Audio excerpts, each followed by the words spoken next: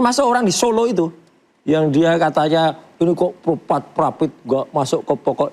Baca dulu aturannya Pak. Gitu. Itu untuk membuat sesuatu yang palsu, kemudian dianggap otentik. Nah gitu. Kalau yakin 100% palsu, mestinya masuk ke pokok perkara di persidangan itu diikuti. Tidak malah pra-peradilan. Biar perkara ini segera selesai. Dokter Tiba Prapit itu untuk apa? Dia nggak minta dibebaskan, status tersangkanya nggak dicabut.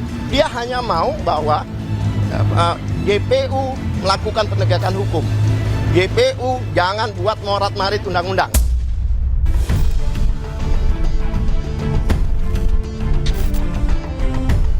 Pemohon itu memiliki hak yang diberikan oleh undang-undang. Hak itu bisa digunakan, bisa tidak digunakan. Tetapi yang tidak boleh adalah dihilangkan. Pertanyaannya adalah, sebelum ada pembatasan yang dibuat dengan putusan atau keputusan yang setara undang-undang, maka Prapit bisa disampaikan kapanpun. Di dalam KUHP itu ada 9 saja objek Prapit, ya kan? Ditambah pasal yang dicicil nih kayak beli panci itu tadi. Misalkan 32 sendiri, 35 sendiri, ya kan? 434, 433 sendiri. Nah itu sudah 4 kali. Nah inilah yang kita mendorong kepada Mahkamah Agung untuk supaya tidak dilakukan secara parsial.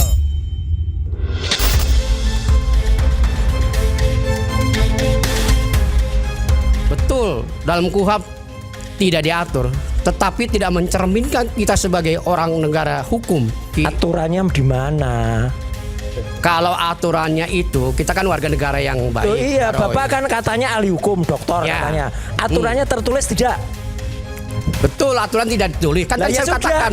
Udahlah, jadi nggak usah pakai perasaan. Loh, Ini ada kitab undang-undang hukum acara pidana kok diterjemahkan pakai perasaan. ini bukan perasaan Pak Roy. Lah iya. Saya kasih tahu, Anda kan sebagai dokter. Loh lah iya Anda makanya. kan ilmuwan. Saya Dokter bukan, saya dokter tanya. hukum, makanya saya tanya. Saudara. Anda dokter hukum kan?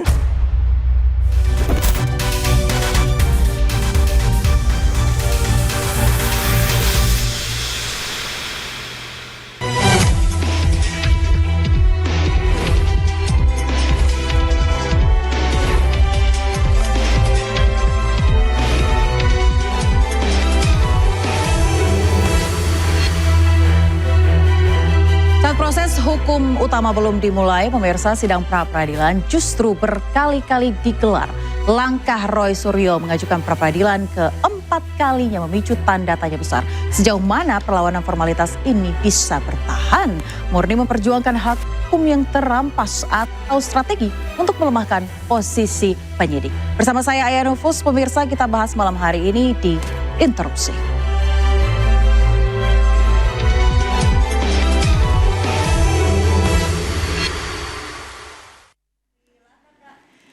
Kita bahas dan kita saling interupsi pada malam hari ini. Sudah hadir para narasumber yang luar biasa. Ada Bang Rifai Kusumanegara, pengacara Joko Widodo. Terima kasih Malam, sudah Mbak, ya. hadir. Malam semuanya. Sudah ada juga Sekjen DPP Projo, Bang Ade Darmawan. Tadi sore ketemu, malam ketemu lagi ya. Ya. Saya selalu ketemu Bang Ade nih. Dan juga ada Bang Abdul Ghafur Sangaji, pengacara Roy Suryo. Dan sudah pastinya ada Mas Roy juga di sini. Malam, Tersangka Mbak. Pidana Malam, Jasa. Mbak, ya. Terima Malam, kasih. Bang Selamat Rifai. malam Bapak-Bapak Malam, semuanya. Ade. Malam. Saya ingatkan kembali, Anda boleh adu argumen, adu gagasan, tapi pastikan Anda katakan interupsi. Siap. Ya, Mas Roy, Prapit Anda udah memasuki jilid 4 besok. Ini Ya. muncul banyak tanda tanya dan juga ada perlawanan dari kelompok-kelompok tertentu. Ini bagaimana Anda menilai ini? Ya orang yang melawan itu berarti belum baca peraturan. Sudah ada kitab undang-undang hukum acara pidana yang baru yang memang membolehkan.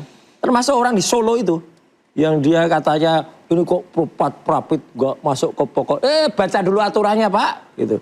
Aturannya boleh. Jadi ketika aturan boleh dan kemudian itu justru kemudian bisa memberikan hak kepada semua masyarakat, bukan hanya bagi kami ya. Ini Anda sedang mengacu pada sentilan Pak Jokowi ya?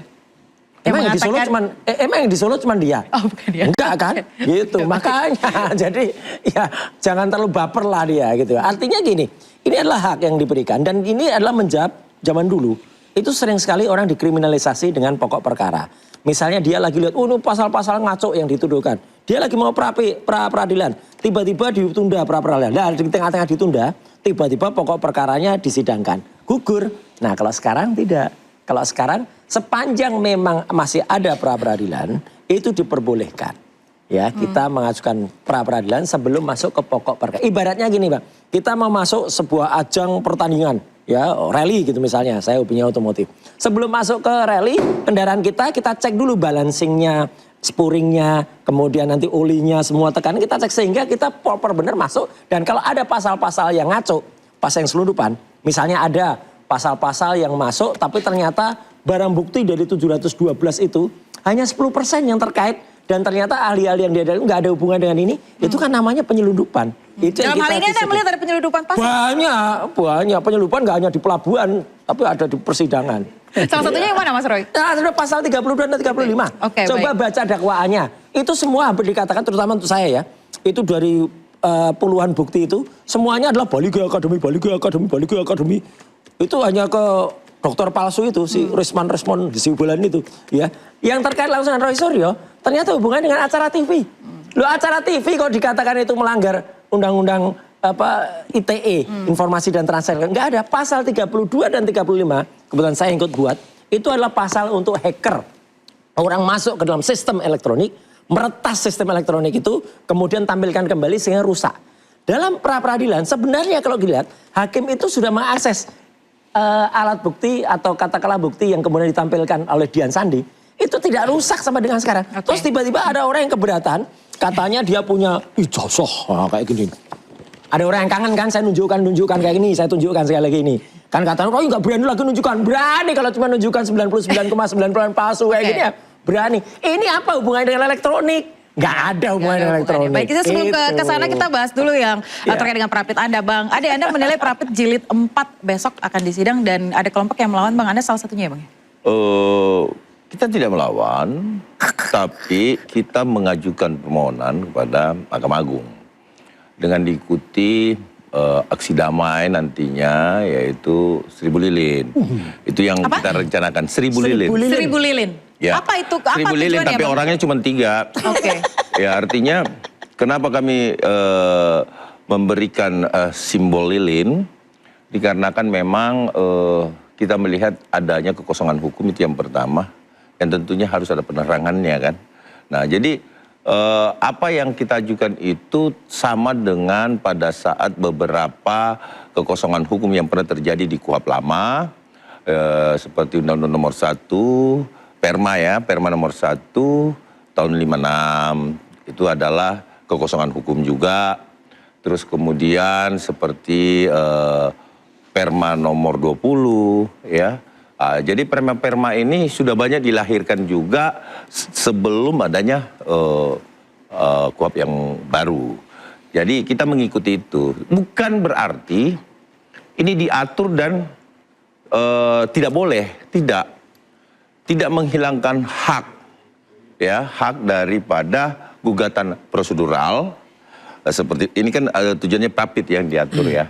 Tetapi mungkin dalam konteks tidak boleh dilakukan parsial satu-satu ya, dengan catatan tetap memperhatikan hak-hak para tersangka terdakwa. Kenapa? Karena kita melihat kalau ini dilakukan parsial, kaitannya cuma satu alasannya, yaitu adanya masa penahanan yang bisa habis, sehingga bisa batal demi hukum penahanan itu. Sehingga itu menjadi pertimbangan. Kalau itu extraordinary crime, kan ini sangat menurut kami, hemat kami berbahaya. Kalau kasus Mas Roy sih, ya mungkin pengecualian kan nggak ditahan. Nah, ya kan? Itu sih bahaya. Jadi saya setuju dengan surat itu, tapi kasih catatan berarti yang nanti diusulkan ke MA itu adalah yang untuk Ya, yang penahanan, gitu loh. Artinya kita melihat Kita tidak Sebentar, ini untuk penahanan atau batas pra-peradilan, Bang, yang Anda maksud? Iya, pra-peradilan itu kalau dia dilakukan secara parsial, maka itu bisa menghabiskan waktu penahanan. Oke. Ya, jadi itu loh konsennya di situ. Nah, bagaimana kalau ini extraordinary? Sehingga kita tidak konsen pada kepentingan bahwa harus Mas Roy melakukan itu. Tidak. Kalau Mas Roy ini sudah berjalan, perma itu tidak akan berlaku ketika ya sudah berjalan.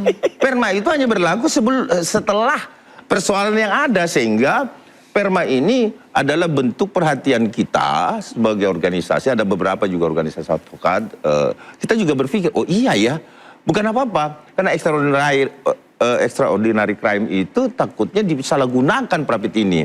Nah, kita mengambil satu acuan putusan daripada Prapit Mas Roy, yaitu ada penyalahgunaan Prapit yang mengulur waktu. Kan itu. Nah, sehingga acuan itu juga kita menjadi pertimbangan kan.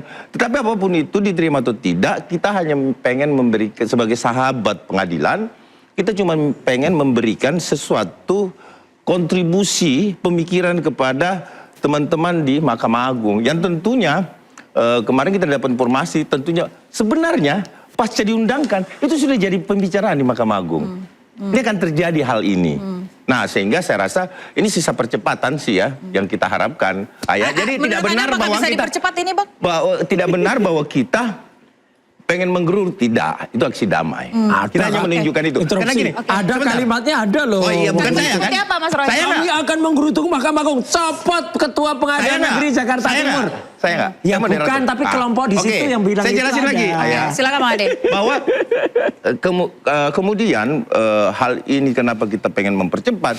Karena kita lihat rentan waktu. Yang paling cepat bisa dikeluarkan itu cuma SE dan peraturan Mahkamah Agung. Kalau kita beracuan pada aturan pelaksanaan, harusnya yang mengeluarkan peraturan pemerintah itu adalah Kementerian Hukum untuk pelaksanaan di bawahnya. Tetapi karena ini kita lihat Seberapa situasinya, cepat itu bisa dikeluarkan, Bang? ya itu adalah yudikatif punya kewenangan. Oke, kalau itu kalau dikatakan Mas benar Roy. kata Mas Roy, kalau dia peraturan pemerintah 1 tahun berlaku dulu kuhapnya, baru bisa buat peraturan Oke, berarti pemerintah. masih ada kesempatan untuk Mas Roy Prapit terus ya? Enggak. Kalau SE bisa saja dibuat anytime sesuai dengan kesiapan daripada Mahkamah Agung. Karena itu kewenangan kok. Oke, baik. Yudikatif ya. Lalu untuk pelaksanaan. tanggapan Anda terkait dengan Pak Jokowi yang mengatakan bahwa ya kalau ijazahnya palsu langsung saja seharusnya ke sidang pokok perkara.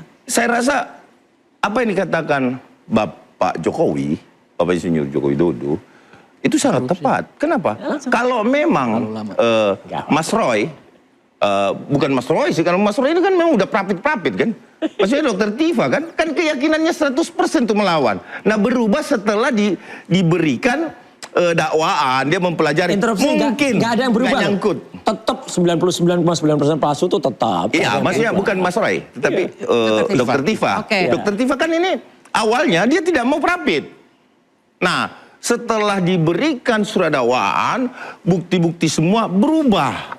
Nah, analisis saya, pendapat saya pribadi, ketika kita menangani perkara, memang kita mempelajari kan semua dakwaan, mempelajari semua saksi-saksi, kemudian kita cari celah, ya kan di mana. Nah, mungkin ini udah nggak ada celah, ya udah ngulur waktu aja deh. Gitu.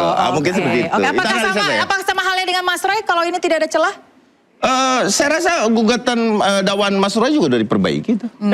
Udah itu. Tanggapan Anda seperti apa, Bang? Ya kita lihat aja. Ya, saya menanggapinya begini. Yang pertama, ini adalah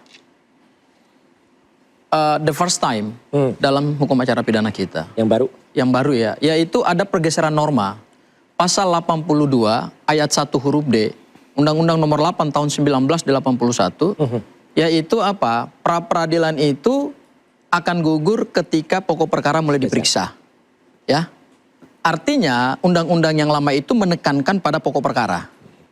Tetapi norma itu diubah dengan ketentuan pasal 361 ayat 1 ya.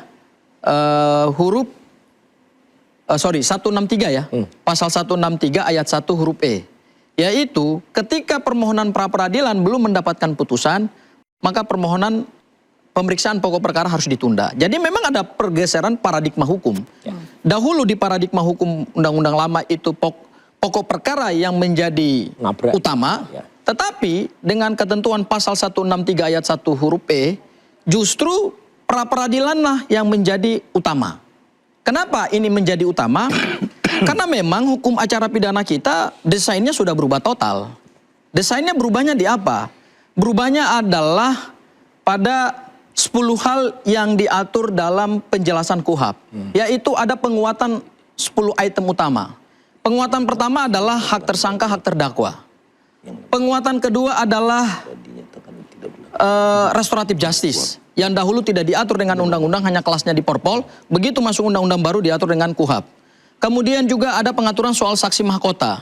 Ada juga pengaturan soal plea bergain atau pengakuan bersalah. Ingat loh, pengakuan bersalah ini sesuatu yang baru dalam KUHP kita. Anda bayangkan dulu di zaman Hindia Belanda, kalau orang mengakui bersalah atau di KUHP yang lama orang mengakui bersalah, itu tidak menjadi dasar meringankan pidana, justru orang diperberat. Tetapi justru dengan KUHP yang baru, orang mengakui bersalah diberikan reward, yaitu apa? Hukumannya diringankan. Kan perbedaannya kan signifikan. Ya. Kemudian terakhir adalah penguatan juga terhadap lembaga pra-peradilan. Nah, di lembaga pra-peradilan inilah sesuatu yang benar-benar terjadi bahwa seseorang itu ketika hak hukumnya dilanggar boleh mengajukan permohonan pra-peradilan meskipun pokok perkaranya sudah diregister dan registrasi pidananya sudah keluar. Ya, artinya perintah undang-undang kepada yang punya kekuasaan kehakiman, hakim, jaksa penuntut umum juga adalah pemeriksaan pokok perkara harus ditunda. Iya. Ini sesuatu yang baru dan semua orang pasti kaget. Apakah itu dikatakan sebagai abuse of process seperti yang sering dikatakan? Iya, karena pra-peradilan ini yang dikoreksi yang melakukan itu abuse of process ya Mas Roy. sebentar. Oke, apakah itu abuse of process? Kita akan bahas sesaat lagi, pemirsa, tetaplah di Interupsi.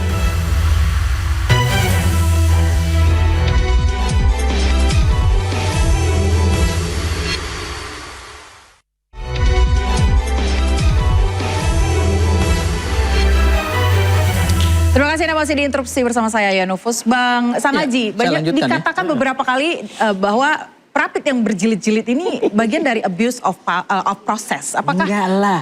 Ya gini, perlu menjadi catatan perhatian kita juga ya. Yang pertama tidak ada yang disebut dengan menyalahgunakan undang-undang.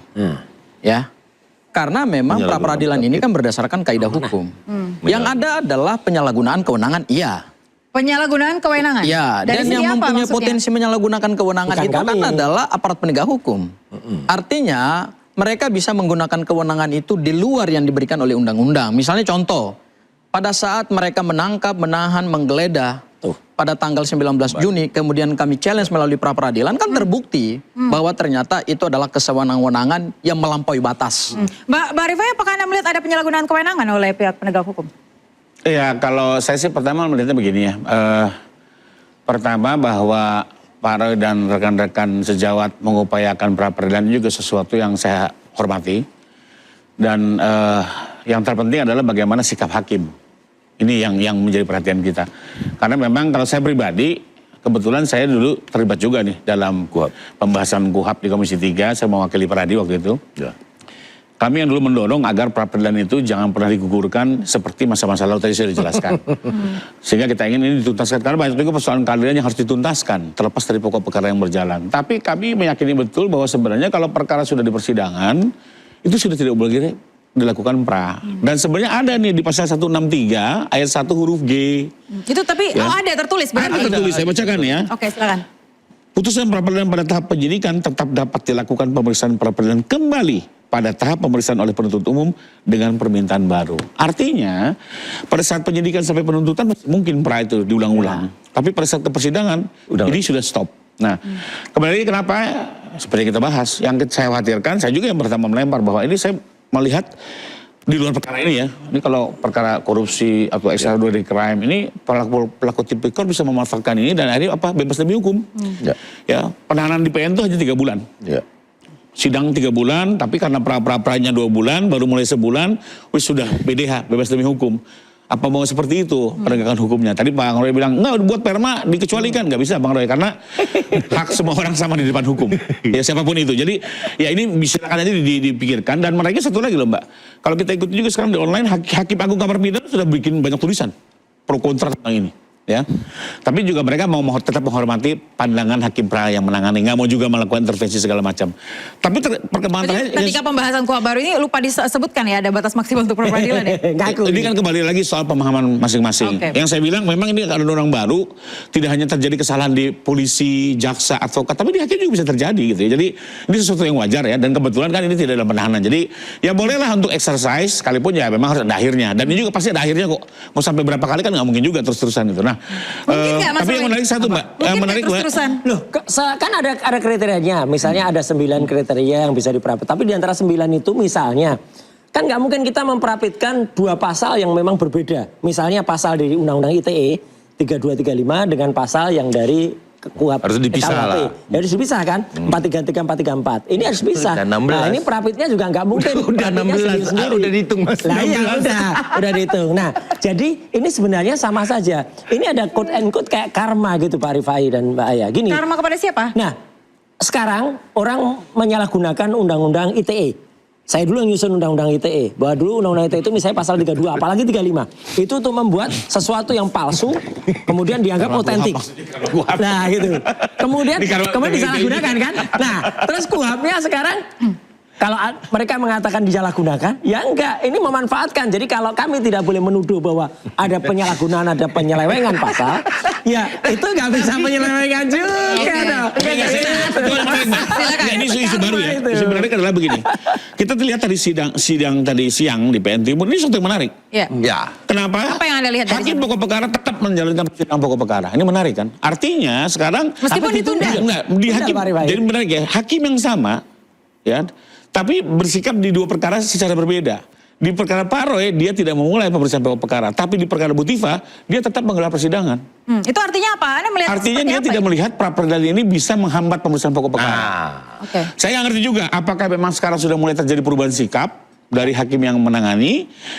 Saya nggak ngerti juga ya, tapi bagaimanapun ini ada sesuatu yang berubah dan kami sedang mengamati ada apa ini. Sekalipun memang yang tadi saya bilang sudah banyak juga beredar tulisan-tulisan Hakim Agung Kabar Pidana. Silakan di googling ya. Mengkritisi persoalan ini. Artinya memang banyak juga yang yang melihat bahwa upaya menghambat pemeriksaan pokok perkara ini sesuatu yang berbahaya yang perlu segera diluruskan. Interupsi Pak, Mbak Aya. Bentar ya saya sebagai orang awam kalau melihat sidangnya Dr. Tifa tadi, itu hakim pun sebenarnya sudah mempertimbangkan adanya pra peradilan karena dia mengundurkannya itu bukannya seminggu ke belakang. Dr. Tifa baru pra peradilan mulai tadi. Tadi artinya kalau dihitung, tadi kemudian besok ada lagi, kemudian Senin nggak ada kan ada 17 Agustus. Kemudian 18 ada 19. Mundur. Kalau itu kemudian hanya diundur seminggu, udah pasti nabrak Prapit.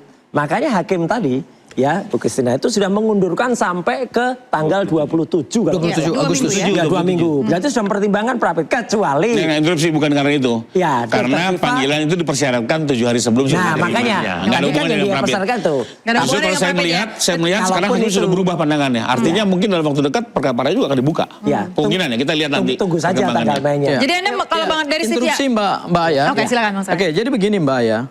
Kita ini menegakkan hukum pidana di era baru yang tentu ini butuh penyesuaian. Ya. Penyesuaian dari jaksa penuntut umum, penyesuaian juga dari hakim gitu ya. Tidak bisa kemudian kita benarkan semua ini udah sesuai dengan aturan hukum yang berlaku, belum. Pasal 163 ayat 1 huruf E jelas kaidahnya tidak bisa ditafsirkan lain karena ini hukum acara. Ketika permohonan pra peradilan itu sedang dilaksanakan dan belum ada putusan pra peradilan, maka pemeriksaan pokok perkara jelas tidak bisa dilaksanakan. Itu kaidah hukum. Itu tidak bisa ditafsirkan lain. Dan itu bukan terobosan yang kami lakukan, tidak. Satu yang disebut dengan terobosan hukum itu kecuali undang-undangnya tidak mengatur, kami melakukan itu dan dibenarkan oleh aparat penegak hukum gitu. Tidak. Ini kaidahnya jelas, clear and clean, ya. Bahwa di rezim KUHP yang baru paradigmanya diubah oleh pembuat undang-undang. Dan yang mengubah ini negara.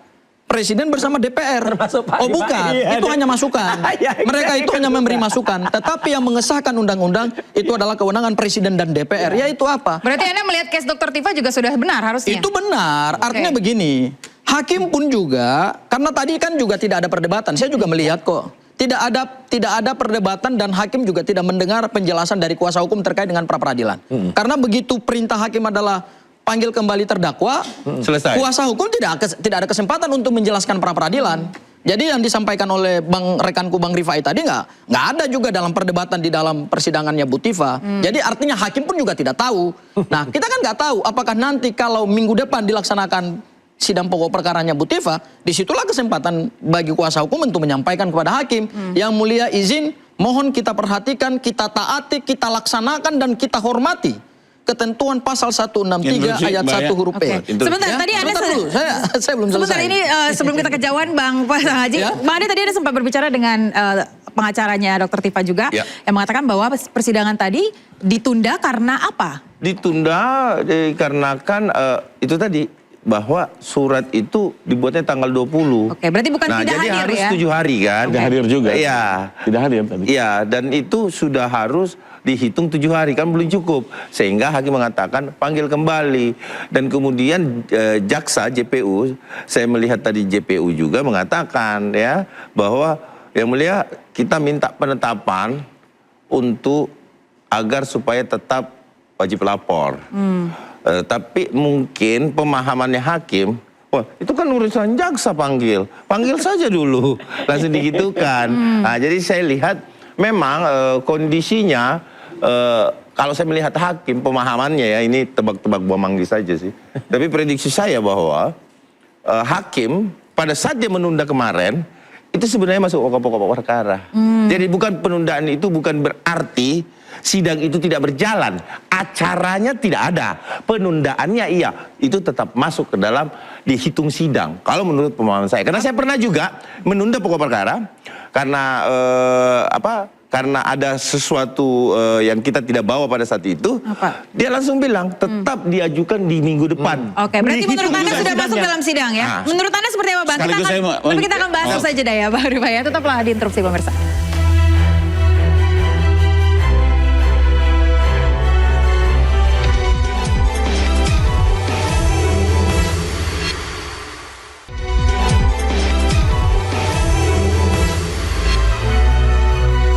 Ada kembali di Interupsi, pemirsa, saya ke Bang Rifai. Bang, tadi kita membahas sedikit saja ya terkait dengan apakah sidang pokok perkara itu sudah dimulai ketika ditunda oleh hakim. Jadi untuk membedakannya gampang. Untuk perkara Pak Roy sampai hari ini perkara pokok perkaranya belum dibuka oleh hakim. Nah, betul. Belum dibuka, artinya ya memang belum dimulai gitu ya? Artinya memang pra peradilan itu Sah. menunda pemeriksaan pokok perkara. Tapi Oke. di perkaranya Ibu Tifa, Perbaiki. yang kenyataannya apa pokok perkaranya dibuka. Nah, bahwa tadi ditunda kenapa? Karena Ibu Tifa salah satunya tidak hadir. Iya. Ya, kalau dalam bahasa saya itu mangkir. Kenapa? Tapi katanya mangkir. Karena dalam perkara pidana itu beliau harus hadir. Oke. Tapi kalau di pra peradilan biasa tidak diwakilkan. Ini perbedaannya ya. Tadi Dalam perkara pidana dikatakan kalau beliau beliau bilang saya hadir di pra peradilan, menurut saya nggak tepat karena di pra peradilan bisa diwakilkan oleh kuasa. Tapi di perkara pokok beliau harus hadir. Karena tidak hadir akhirnya tadi tertunda. Jadi kembali lagi saya melihat hakim tetap melanjutkan persidangan ya. Dan kalau di peradilan kan sama sekali nggak pernah dibuka.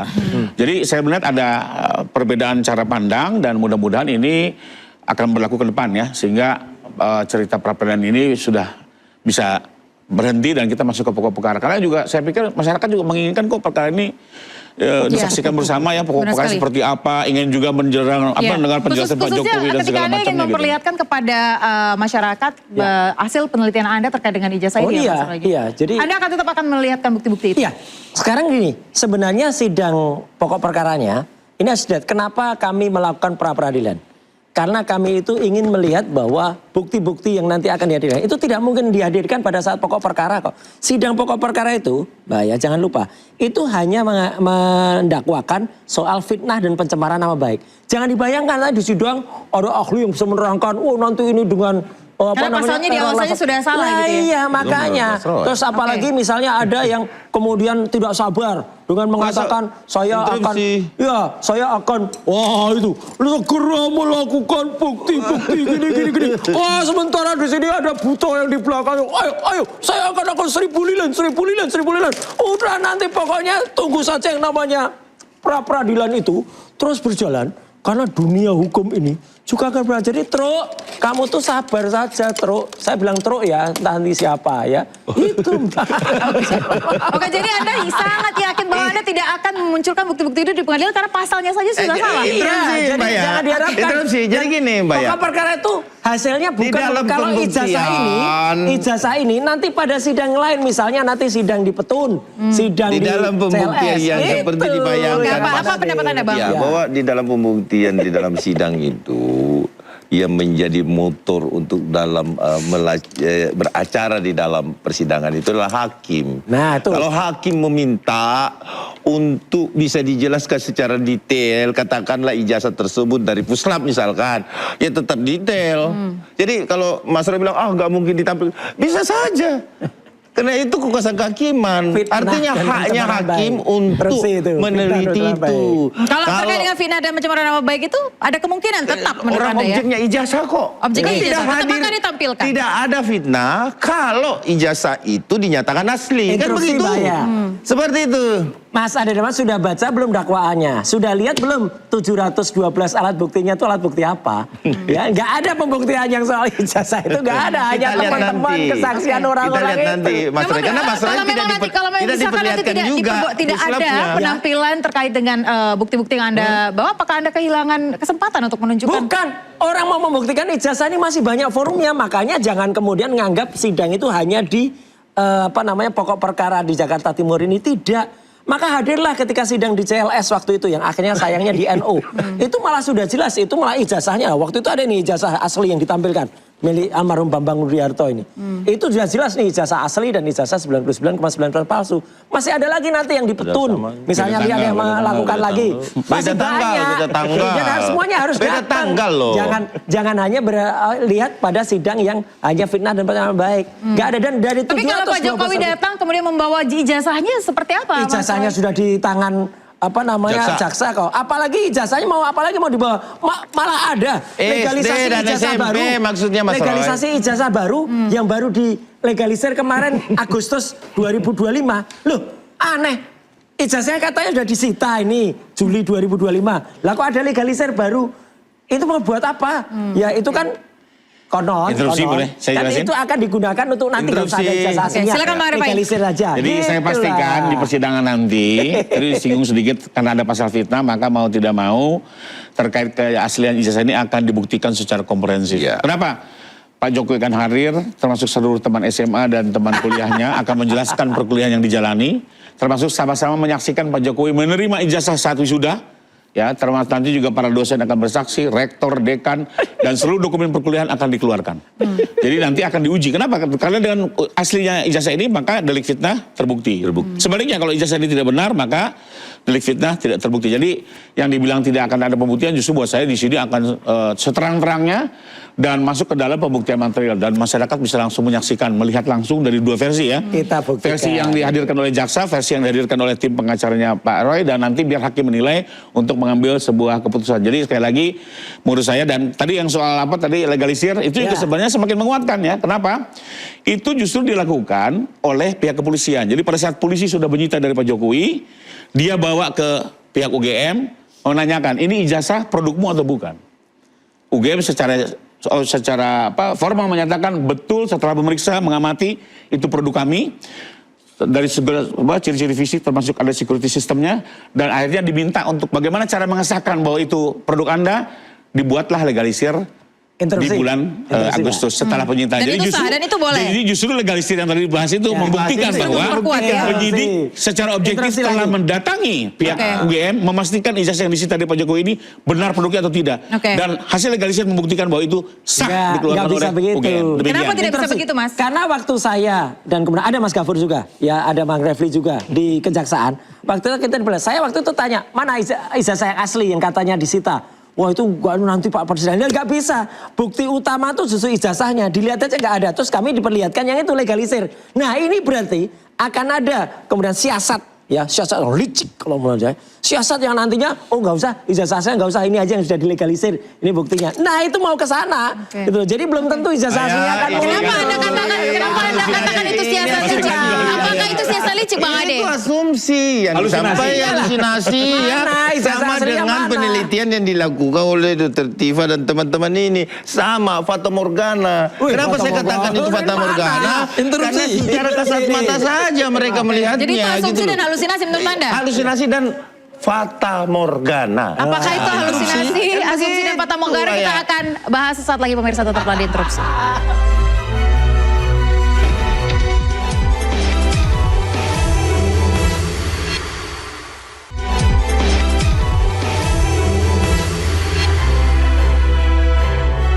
Ya, Bang Ade, kenapa Anda mengatakan sedikit saja bahwa Mas Roy ini tadi halusinasi, asumsi, fata morgana? Iya, karena kenapa?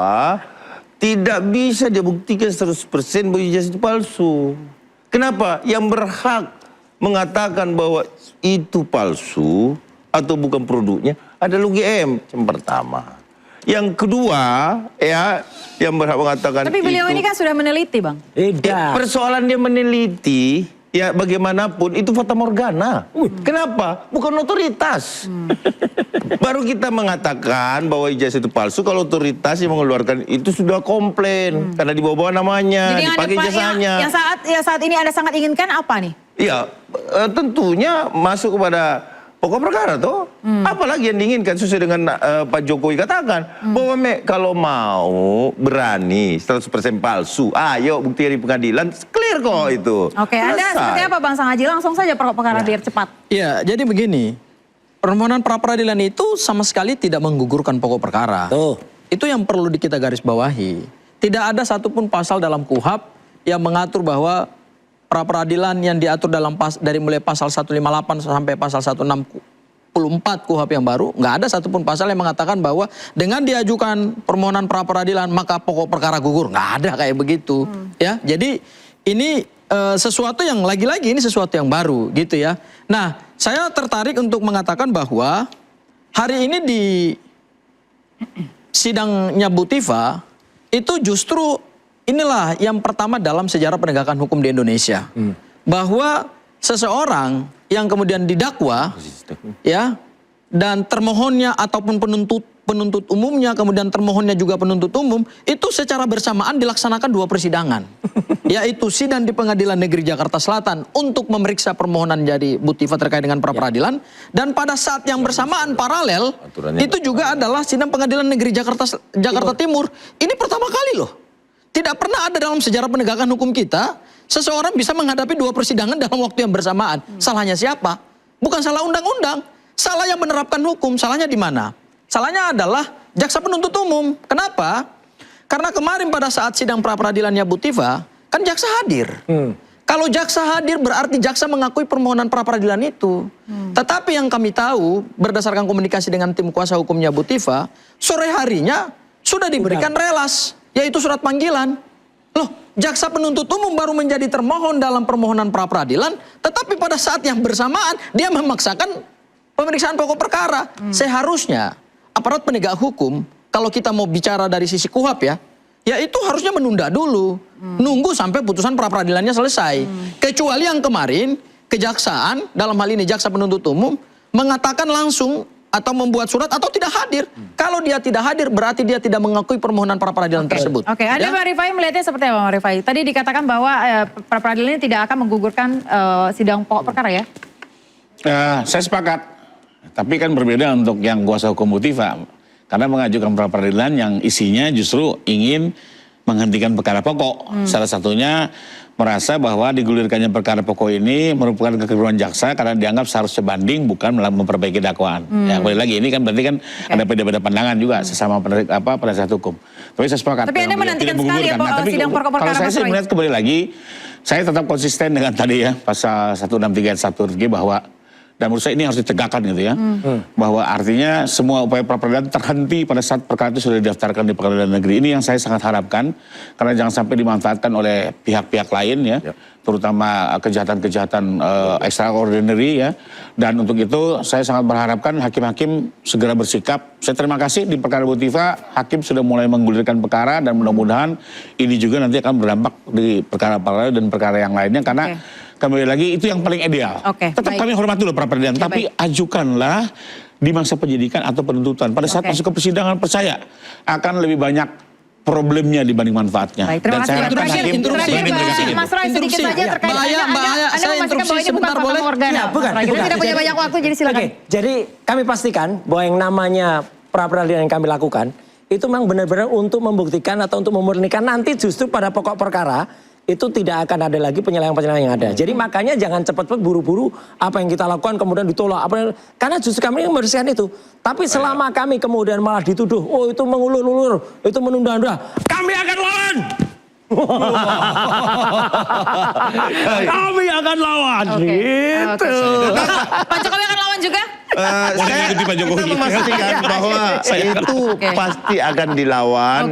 Dan perlu diingat ya kalau ini palsu, bukan Mas Roy yang ngomong palsu. Masih banyak yang lebih penting yang ngomong lebih palsu. Baik, terima kasih. kasih Bapak-bapak semuanya, terima kasih. Ya pemirsa, pra peradilan boleh menjadi jalan tetapi bukan berarti perkara berhenti di persimpangan. Perdebatan boleh panjang tetapi hukum harus tetap terang. Saya Aya Nufus, terima kasih dan nantikan interupsi pekan depan. Sampai jumpa.